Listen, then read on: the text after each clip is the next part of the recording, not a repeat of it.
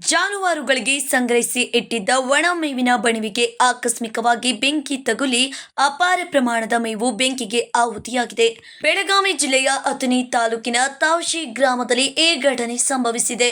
ಘಟನಾ ಸ್ಥಳಕ್ಕೆ ಅಥಣಿ ಅಗ್ನಿಶಾಮಕ ದಳದ ಸಿಬ್ಬಂದಿಗಳು ದೌಡಾಯಿಸಿ ಬೆಂಕಿ ನಂದಿಸುವಲ್ಲಿ ಯಶಸ್ವಿಯಾಗಿದ್ದು, ಸಿಬ್ಬಂದಿಗಳ ಜಾಗರೂಕತೆಯಿಂದ ಭಾರೀ ಅನಾಹುತ ತಪ್ಪಿದಂತಾಗಿದೆ.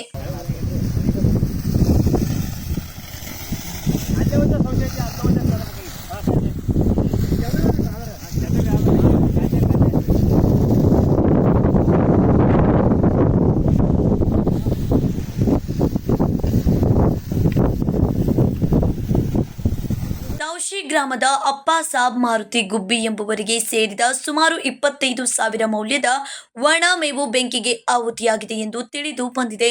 ಅಥಣಿ ಪೊಲೀಸ್ ಠಾಣೆ ವ್ಯಾಪ್ತಿಯಲ್ಲಿ ಈ ಘಟನೆ ಸಂಭವಿಸಿದೆ. Ajit Koth, KMM Kannada news, Chikkodi.